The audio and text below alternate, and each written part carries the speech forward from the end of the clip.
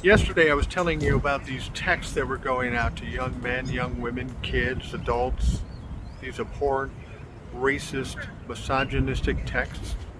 People are wondering where they're coming from, but people are terrified when they get these texts from an anonymous texter.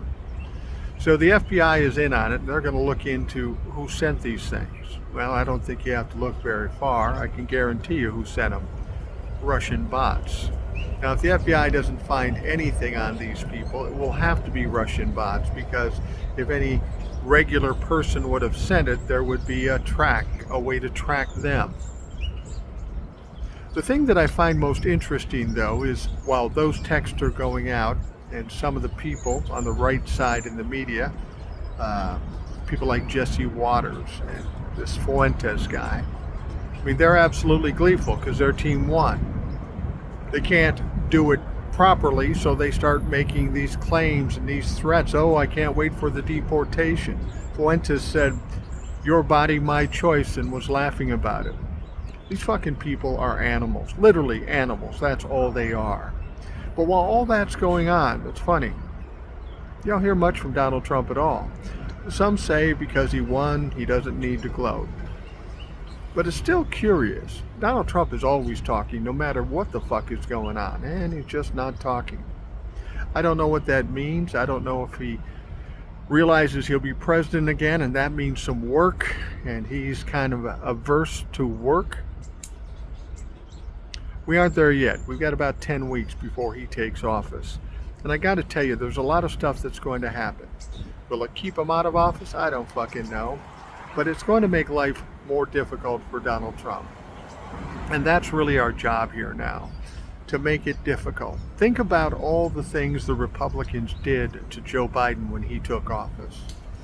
All the investigations and all the hearings and all the lies and all the noise.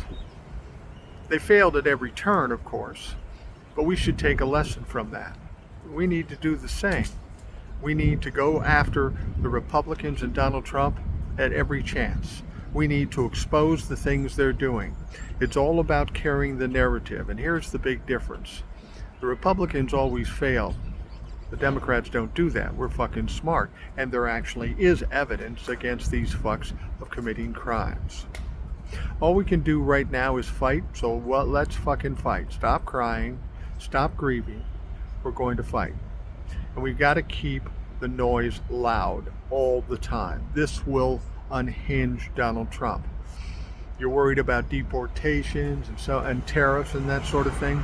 Donald Trump is already feeling some kind of way because of all this bad press about all the things he's promised to do. In fact, he's talked about suing people for telling these stories that he actually said, and now he doesn't want them to say them because it affects public opinion. And that's what I've told you before. Our power is public opinion.